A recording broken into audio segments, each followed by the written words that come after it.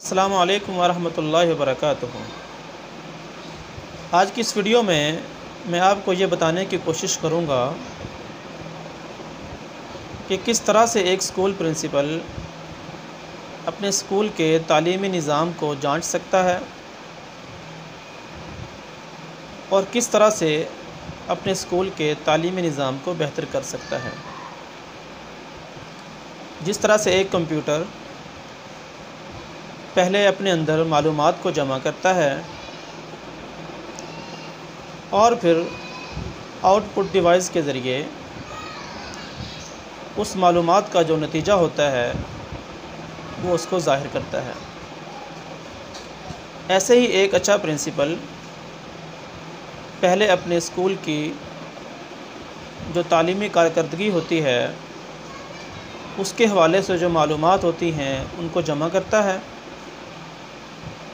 پہلے یہ دیکھتا ہے کہ میرے اسکول کا تعلیمی نظام کیسا ہے، پڑھانے والے اساتذہ کا معیار کیا ہے، اور اس کے بعد پھر اپنے ذہن میں کچھ اصول وضع کرتا ہے،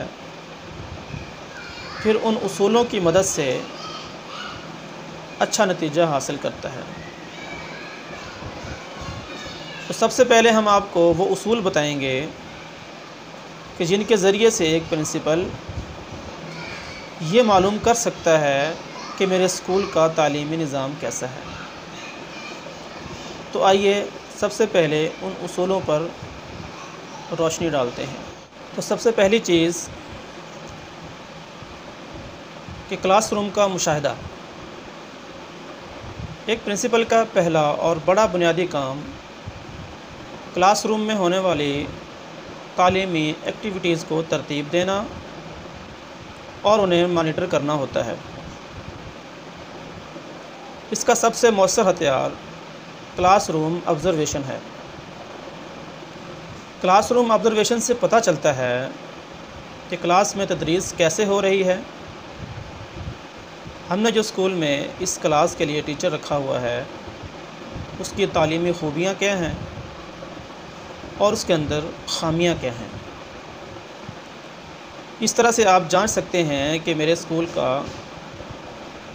کون سا استاد، کون سا ٹیچر پڑھانے میں بہت اچھا ہے، یا پڑھانے میں اچھا ہے، یا پڑھانے میں اچھا نہیں ہے۔ ایک پرنسپل کو روزانہ کم از کم 2 کلاسز کی پورے پیریڈ کی آبزرویشن کرنی چاہیے۔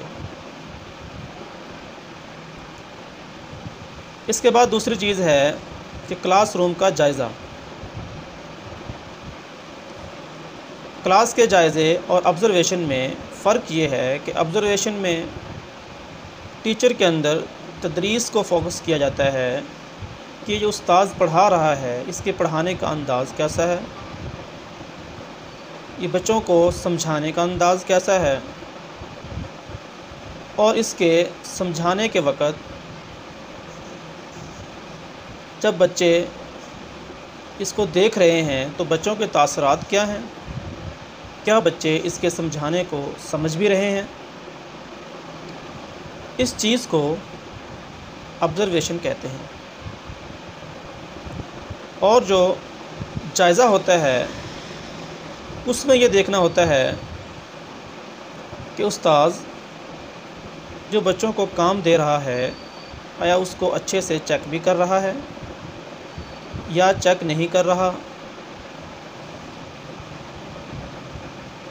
یا کلاس روم میں بچے کس طرح سے بیٹھے ہوئے ہیں، یا کلاس روم کی جو ظاہری حالت ہے وہ کیسی ہے۔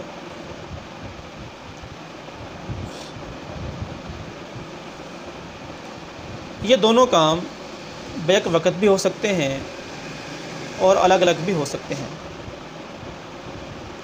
زیادہ بہتر یہ ہے کہ جس دن کوئی ٹیچر چھٹی پر ہو تو اس دن سارے پیریڈ جو ہیں وہ دوسری ٹیچرز کو نہ دیے جائیں، بلکہ 1 یا 2 پیریڈ پرنسپل اپنے لیے رکھ لے اور وہ پیریڈ خود پڑھائے۔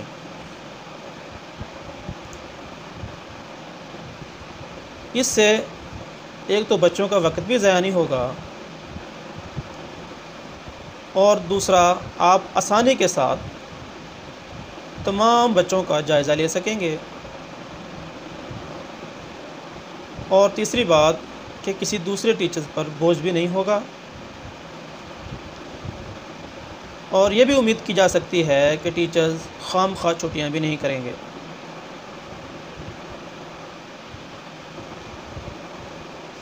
تو کمرہ جماعت کا مشاہدہ اور ایسے ہی کمرہ جماعت یعنی کلاس روم کا جائزہ یہ لینے کے بعد تیسری چیز ہے کاپی چیکنگ۔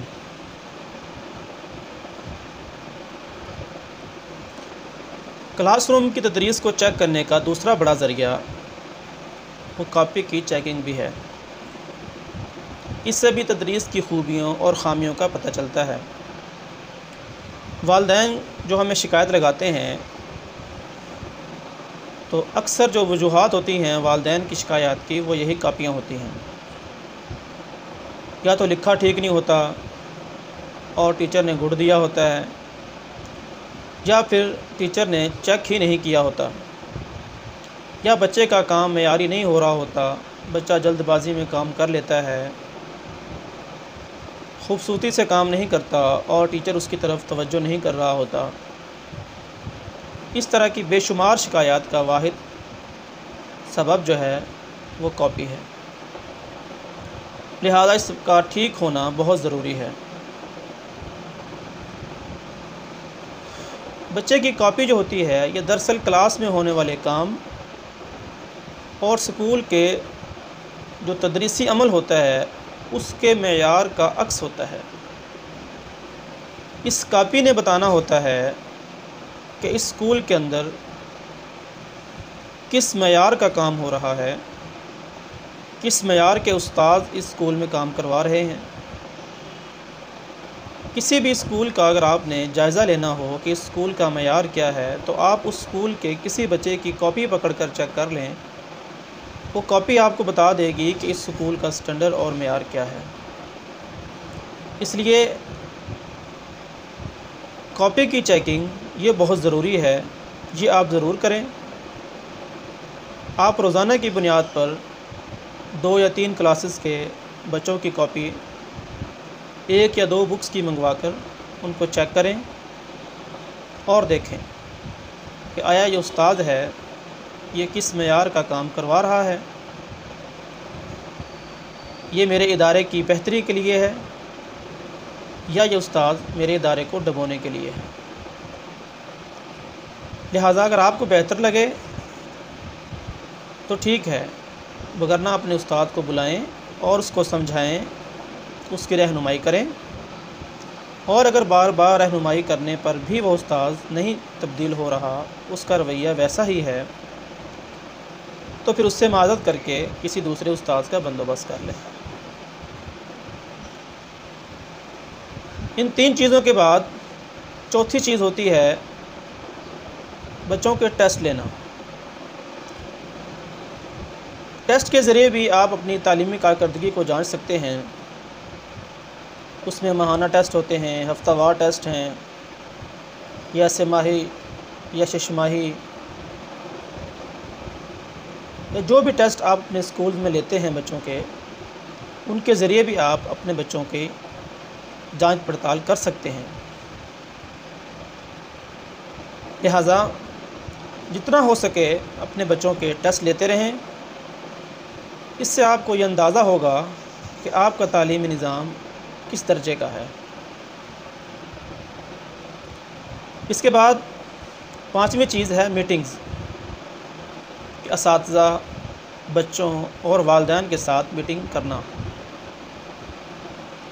انفرادی ہوں یا اجتماعی۔ ایک تو اس سے یہ ہوگا کہ آپ اپنی بات بچوں تک اور والدین تک پہنچا سکتے ہیں، اور دوسرا اس کا فائدہ یہ ہوگا کہ آپ اپنے کام کی خامیوں کو جانچنے میں بھی مدد حاصل کریں گے۔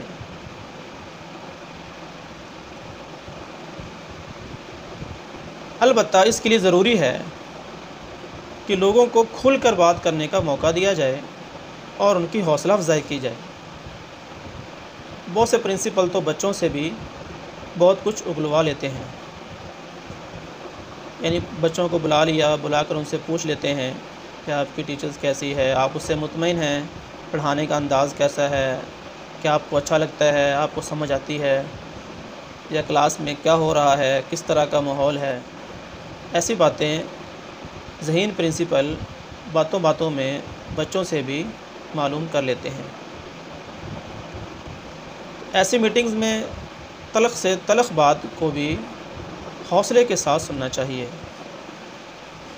اگر ان کے مائنڈ میں، والدین کے مائنڈ میں کوئی غلط فہمی ہو تو اس کو ایک اچھے انداز سے کلیئر کرنا چاہیے، اور اگر والدین کو اچھی تجویز دیتے ہیں تو اس پر ان کا شکریہ ادا کرنا چاہیے اور ان کی حوصلہ افزائی بھی کرنی چاہیے۔ اس کے بعد چھٹی چیز ہے فیڈ بیک فارمز۔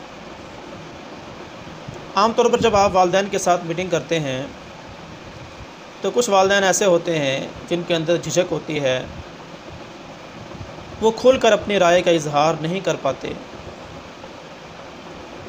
اس وجہ سے آپ ایک فارم بنائیں جس میں چند سوالات رکھیں اپنے ادارے کے بارے میں، اپنے ادارے کے ماحول کے بارے میں، اپنے ادارے کی تعلیمی جو کارکردگی ہے اس کے حوالے سے چند سوالات رکھیں اس فارم کے اندر، اور وہ فارم آپ بچوں کو دیں، بچوں کے والدین کو دیں، اور وہ والدین تسلی کے ساتھ بے جھجک ہو کر، بے دھڑک ہو کر آپ کے ان سوالات کا جواب دے سکیں۔ تو محترم سامعین، یہ 6 چیزیں ہیں کہ جن کے ذریعے آپ معلوم کر سکتے ہیں کہ میرے اسکول کی تعلیمی کارکردگی کیا ہے، میرے اسکول میں تعلیم کیسے چل رہی ہے۔ یعنی کمرہ جماعت کا مشاہدہ، کمرہ جماعت کا جائزہ، اور بچوں کے ٹیسٹ، اور اس کے بعد آپ میٹنگ کر سکتے ہیں والدین سے جو آپ کو بتائیں گے کہ آپ کے اسکول میں کیا کیا اچھائیاں ہیں اور کیا کیا برائیاں ہیں، کیا کیا خامیاں ہیں۔